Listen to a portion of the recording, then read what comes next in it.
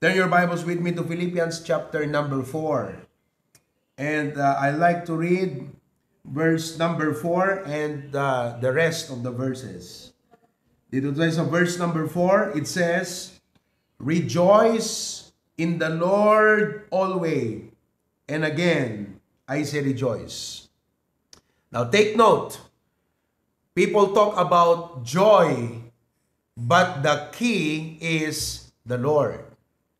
In verse number 6 and 7, Be careful for nothing, but in everything by prayer and supplication with thanksgiving, let your requests be made known unto God. And the peace of God which passeth all understanding shall keep your hearts and minds through Christ Jesus. People talk about peace, but again, the key is Christ Jesus. Amen? Verse 13, everybody read, I can do all things through Christ, which strengtheneth me. People talk about positive mindset. We can do it. We can win. But the key is through Christ. And then in verse 19, it says, But my God shall supply all your need according to your riches in glory by Christ Jesus. People talk about supply. That talks about the career, business, income, gaining, all of this stuff.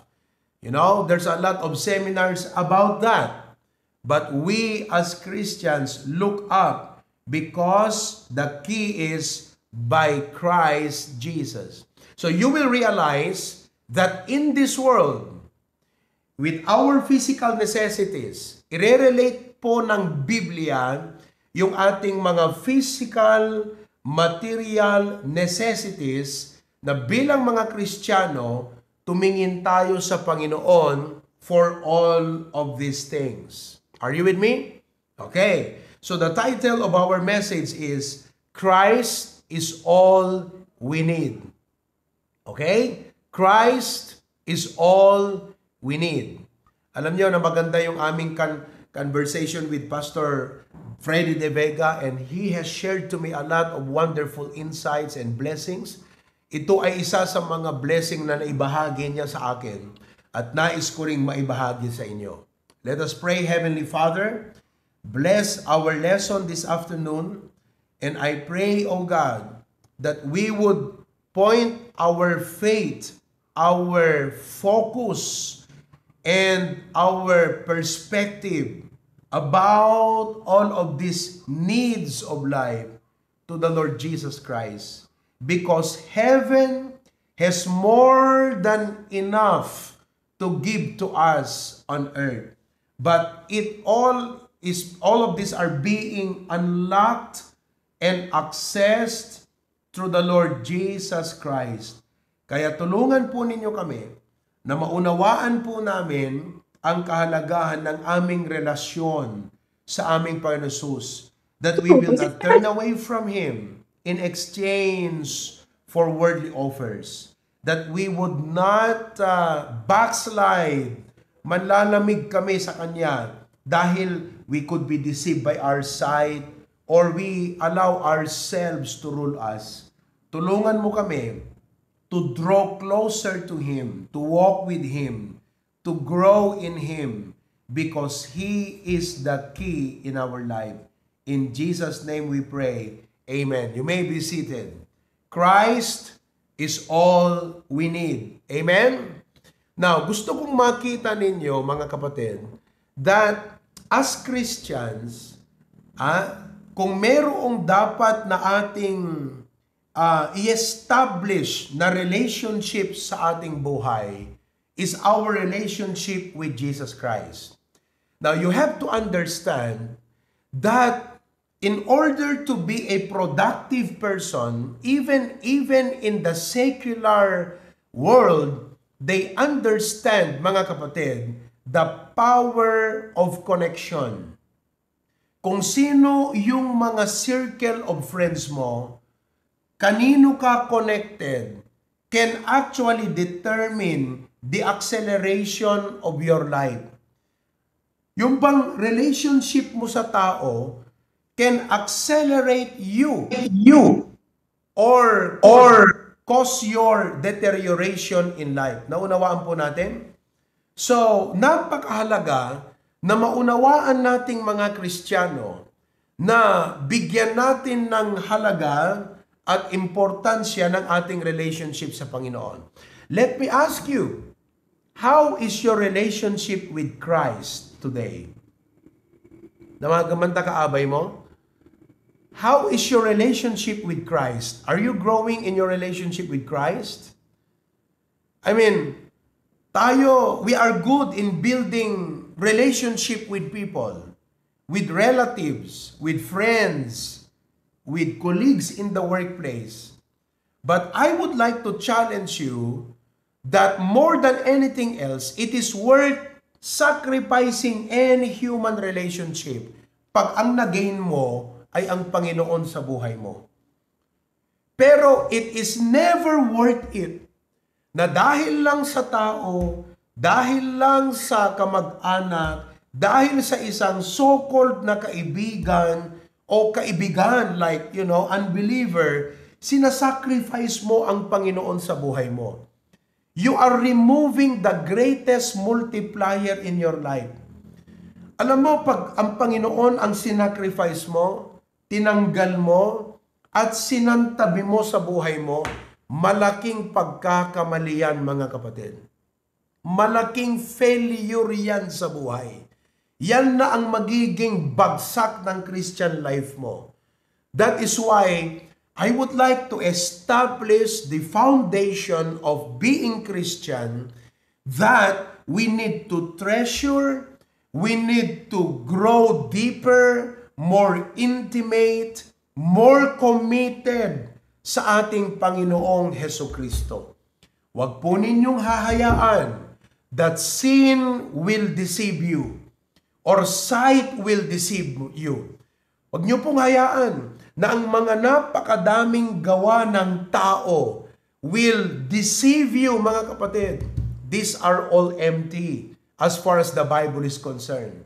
Do not allow self to be your boss in life. Huwag mong hayaan na yung sarili mo ang magdikta sa buhay mo, ang maging direktor at ang maging boss ng buhay mo. So don't let sight deceive you. Don't let self be your boss in life. And do not let sin destroy your life. These three, do not underestimate their destructive power in your life. Baka kayo ay magkamali, mga kapatid, na sa paligid natin, marami tayong nakikita that draws our affection. Baka ma-deceive po kayo na ma-underestimate po ninyo na yung ating self-will, yung ating selfishness, yung ating self-centeredness, na ayaw natin na pangunahan tayo ng Panginoon, baka ma-underestimate nyo yung destructive power ng self sa buhay natin. When we should be denying the self, when we should be setting aside the self, mga kapatid, gusto kong ipaalala sa inyo, self will destroy your life. And sin will destroy your life. These are three things that surround us. So we have to be alert, we have to be vigilant. On the other hand, we need to establish our relationship with Jesus. More committed to Him, closer to Him. Naunawaan po ninyo? Pag sinabing more committed, you put yourself na maging mas committed ka pa sa Kanya. Yung bang kahit ayaw ng sarili mo, pero pipilitin mo pa rin yung sarili mong ilapit sa Panginoon. Sapagkat pag ginawa mo yan, mga kapatid, you are putting yourself into the fountain of all your blessing. Ni Apo Jesus ti ubog ti amin na kinaimbag. Siya po ang bukal ng lahat ng kabutihan.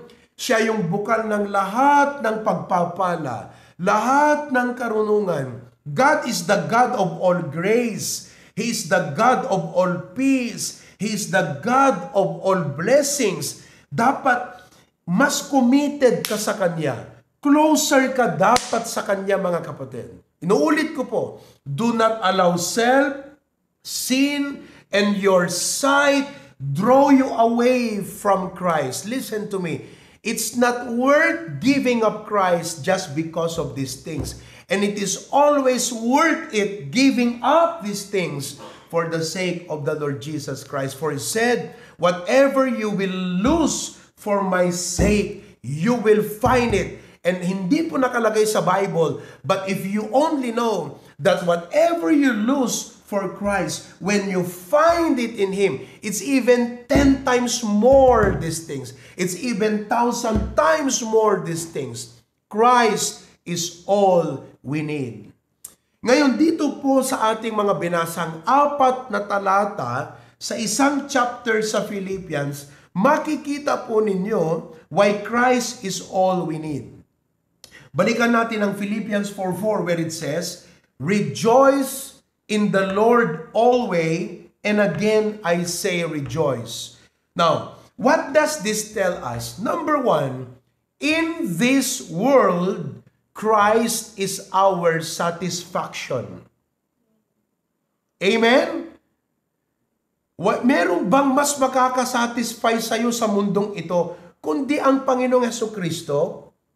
Kaya nga yung command na rejoice in the Lord means that while you are in this world, while you live in Hawaii, don't let sight deceive you, don't let self misdirect you, and don't let sin tempt you. Because none of these things can bring satisfaction to your soul. In this world, Christ is our satisfaction.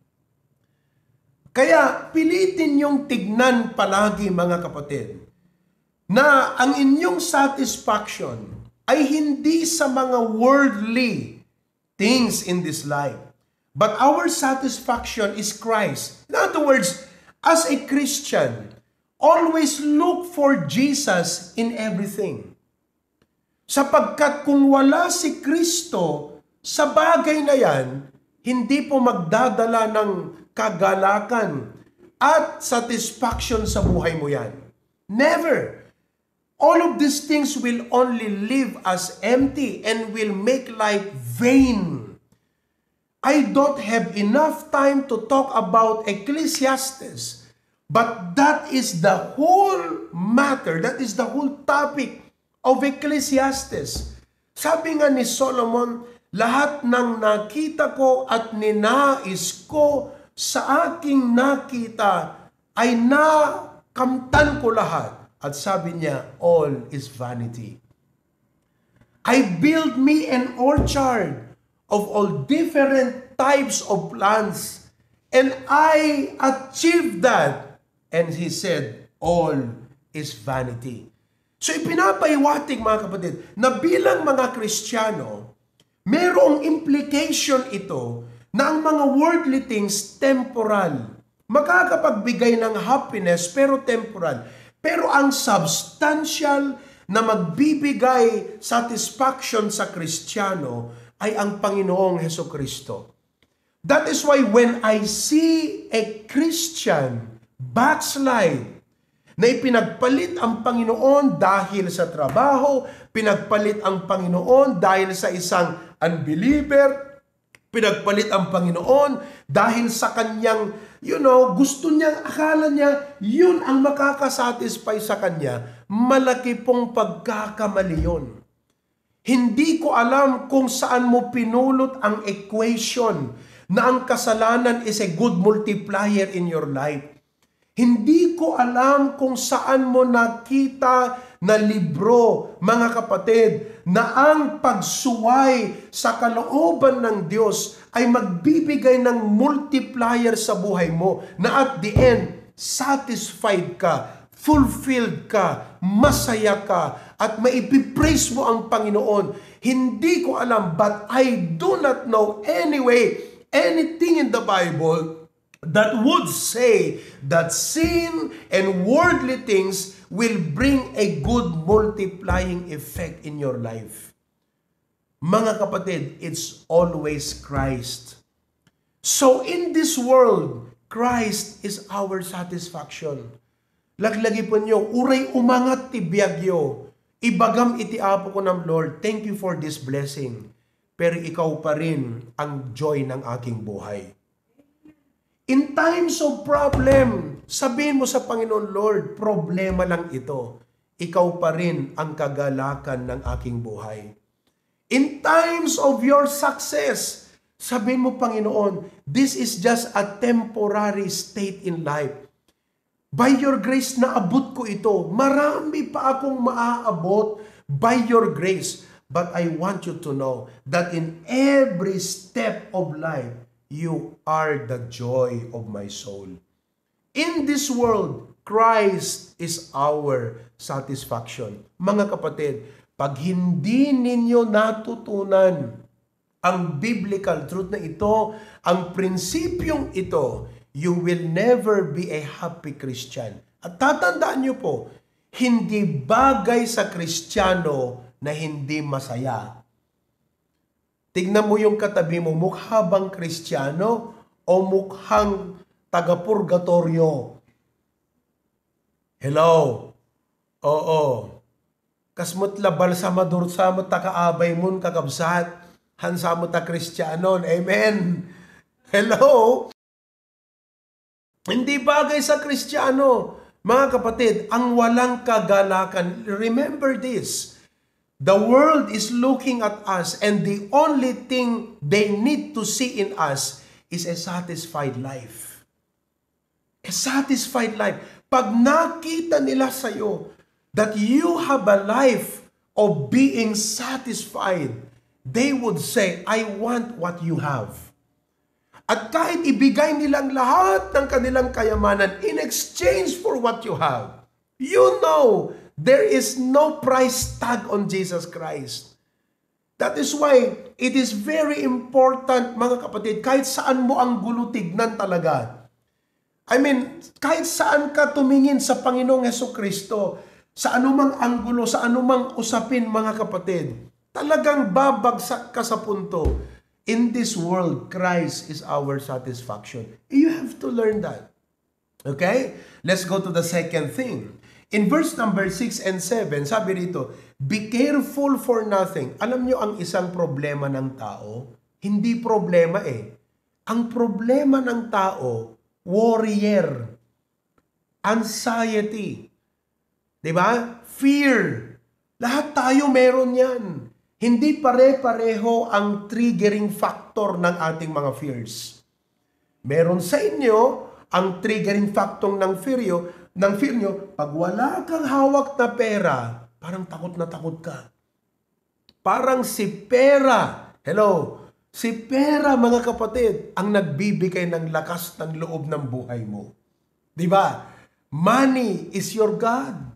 Meron sa inyo, palagay ko mga kapatid na,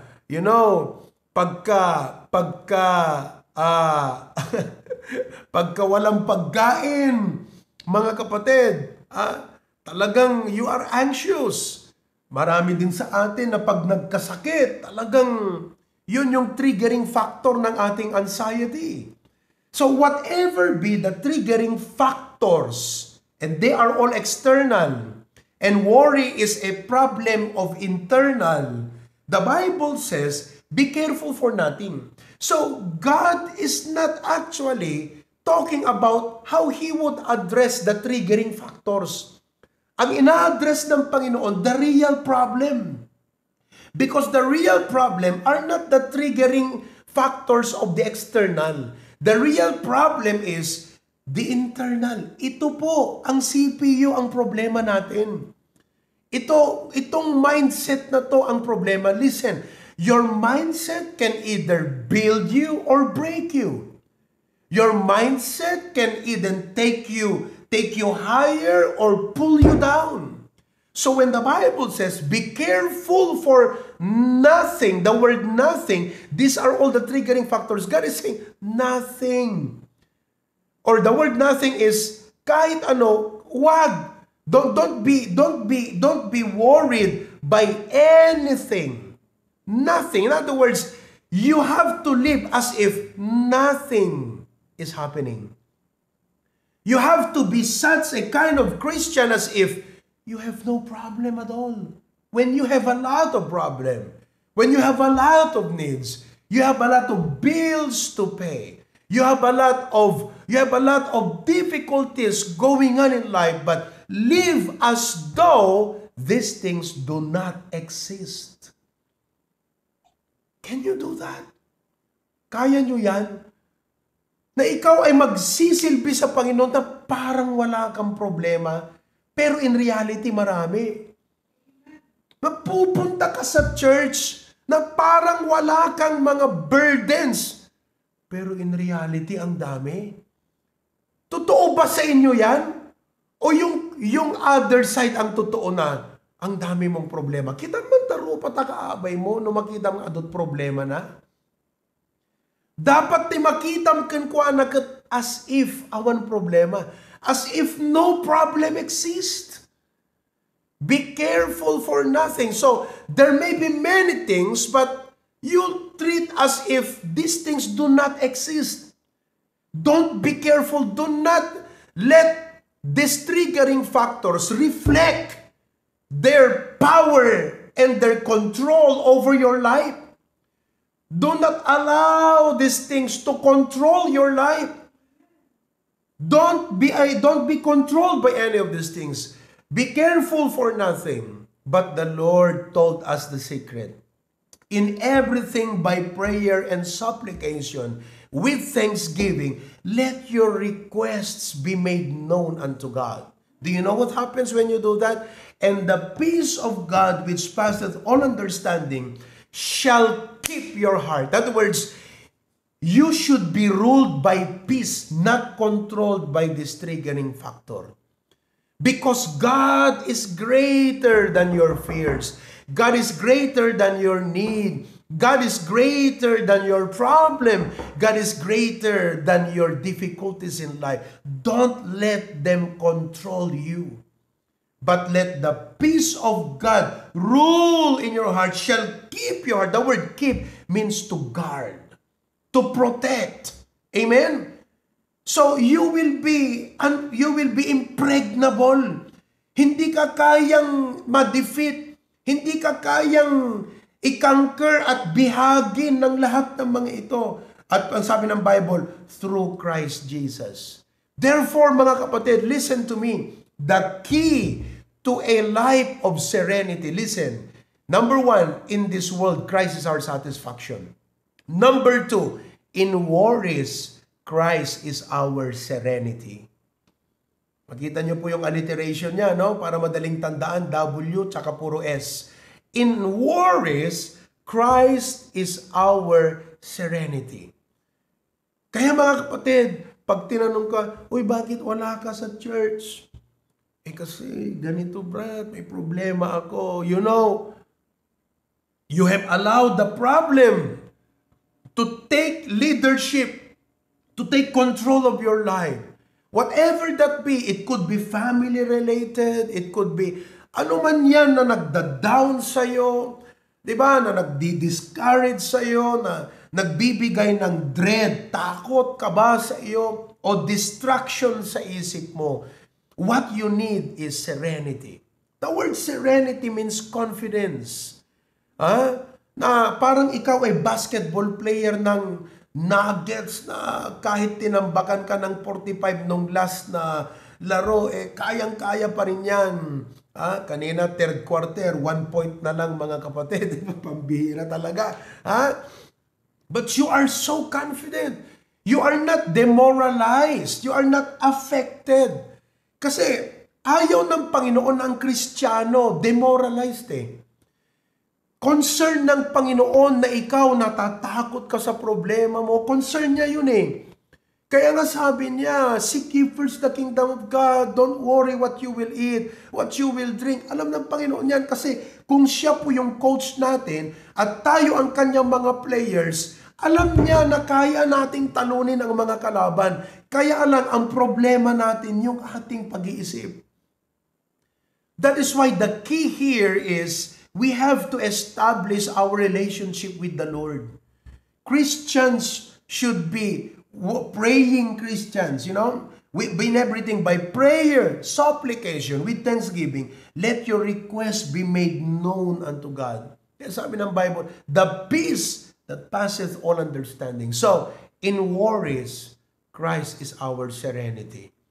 Again, mga kapatid, hindi ko alam na mas ipiprefer mo pa ang mag-relax to find peace in nature, to find peace in the beach, to find peace in the mall, than to come to church and be with Christ. I do not know where you get the idea na yung bang bagay kung saan pinagpalit mo si Kristo, that He's the God of all peace, doon mo pupulutin.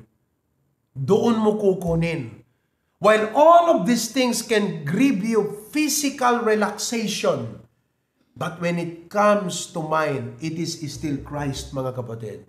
Sabi ng Panginoon Kristo, my peace I give unto you, not as the world giveth, give I unto you. I pray na makita ng mga tao sa paligid natin that we are not only living a life, satisfied life, but we are living a peaceful life. Third, in verse number 13, it says, I can do all things through Christ, which strengtheneth me. Ngayon, not only, number one, in this world, Christ is our satisfaction. Number two, in worries, Christ is our serenity. But number three, in weakness, Christ is our strength.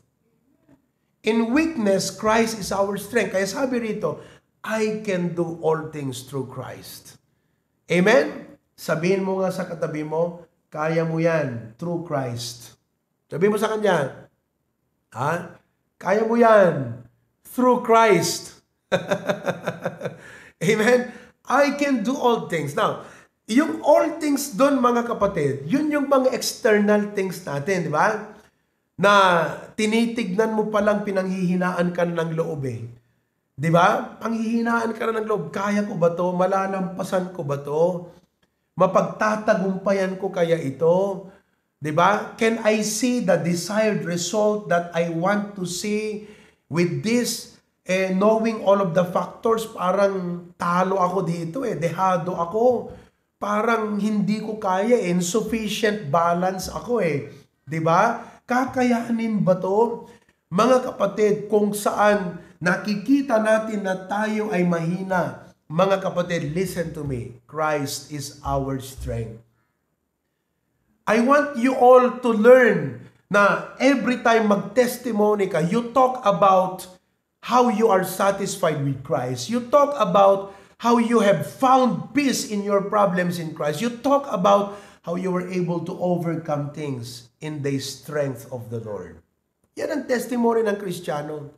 Number 4 and the last, dumako tayo sa verse 19. But my God shall supply all your need according to His riches in glory by Christ Jesus. Look at that. By Christ Jesus. Now, makita niyo po yung supply, all your need. Tapos kinompare niya yung value ng need mo doon sa kanyang yaman. Wala yan, di ba? Wala yan. All your need according to His riches in glory. Anong susi? By Christ Jesus. Not only in this world, Christ is our satisfaction. In this world, Christ is our serenity. In this world, Christ is our strength. But number 4, in wants, Christ is our source. Pag sinabi nating wants, the word want in the dictionary also means lack or deficiency. How among of you feel na kulang ka? Do you feel lack? Do you feel that you want in some things? That hindi po ito yung want na gusto ko, kundi ito yung want na kulang. I lack in some areas of my life. Ito yung mga tinatawag na deficiency. Pag may nakita kang deficiency, ibig sabihin, potential na dapat masupply yan. Halimbawa sa katawan natin, if you are vitamin C deficient, magmamanifest yan sa'yo So, doctors not only try to find the sickness based on the symptom, but they have to look for what is deficient in your body, why you are prone to that sickness, why you are susceptible to that sickness. And that deficiency must be boosted. Naunawaan po natin? So in the same scientific quantity, mga kapatid, ina-apply natin yan sa buhay natin. Pag ikaw ay medyo matured mag-isip sa buhay, na-analyze mo to sabi mo, I could accomplish this, I could do this, these are deficiencies in my life. Na-identify mo yon. Pag nakikita mo yung deficiency mo, sabi mo, Lord, saan ko kukunin ito? Kaya titingin ka sa taas, sabi mo, Panginoon, sa'yo manggagaling to You are the source. Whatever is your need, whatever is your lack, sabi ng Bible, my God shall supply all your need. God has the power to supply all your need. At ang tawag dyan yung pag nag-supply ang Diyos sa pangangailangan mo is always miracle. Kayo ba nakaka-experience pa rin ng miracle sa buhay nyo? When God supplies your need miraculously, alam nyo, as a pastor, this is very real in my leadership. There is a lot of need in our church. There's a lot of things we want to do, but we are deficient. And I begin to pray and say, Lord God, kung gusto mo na gawin namin to, gusto mong ma-accomplish namin ito, I need you to provide. And I praise God. Miraculously, God provides. Nakakatuwa Kaya nga, all in all, mga kapatid, as a Christian, talaga, your life is linked. Talagang sa Panginoon Jesucristo talaga ang buhay natin. You see, so, the bottom line of this is, learn to live as a Christian na talagang yung progress ng buhay mo, pag trinace, pag pinag-aralan, yung progress ng buhay Christian life mo, makikita mo na ang Panginoon kumikilos lagi dyan. Kumikilos sa buhay mo. Oo, sana yun po yung maging evaluation ng buhay natin. Na sa mundong ito, makita yung kakaibang klase ng satisfaction. And when we try to study a little closer, what makes you satisfied, what makes you a joyful person, makikita mo, kumikilos ang Panginoon sa buhay ng Kristiyanong yan. Okay? Na in your worries, which all people worry. Walang tao na walang worries ngayon. Pero makita mo yung buhay ng Kristiyano na peaceful, confident, that he lives as if these things are not existing, na pag naglingkod, pag nag-commit, akala mo kung walang utang, pag nag-commit, akala mo kung maraming pera sa bangko, pag nag-commit, akala mo kung walang binabayaran. Pero bakit ganon siya, mga kapatid, na as if he is not being affected by worries, by triggering factors? Pag pinag-aralan mo, talagang you see Christ is working in his life. Now, let me ask you, young people, young professionals, are you experiencing this in your life? Is Christ working in your life? O ikaw yung Kristiyano na nag-a-attend ka lang ng church, yung attendance lang ang nasa'yo, pero wala yung presence ng Panginoon sa'yo. Yung tawag lang na, you're a Christian, pero yung talagang totoong work ni Christ sa buhay mo, wala. Hindi nakikita sa buhay mo. Sikapin natin na hindi lang matawag tayong Kristiyano. Sikapin natin na hindi lang masabi na nag-attend tayo sa church, kundi sikapin natin na sa buhay natin, kumikilos ang Panginoon sa ating buhay. Masasabi mo, pag ikaw ba'y tinawag ko ngayon, mag-testimony ka nga, sister. Ading ko ang testimony ka man, brat ang testimony ka man, maibagam nga ta, ti pa nagtrabaho ti Apo iti biyag mo. How that in this world, talagang Christ is all in your life, in your worries, Christ's serenity, in your weakness, God's giving you the strength. and in your wants, God is meeting and providing all of your needs. Hello? Christ is all we need. Heavenly Father, we come to you with thanksgiving and praise. Thank you for our lesson.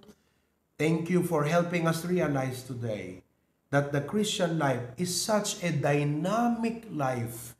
It is not just a life that's following principles and precepts, but these principles are precepts, are guiding factor to lead us to walk with Jesus so we could experience the power of Christ in our life every day, dear Lord. Thank you so much in Jesus' name. Amen and amen.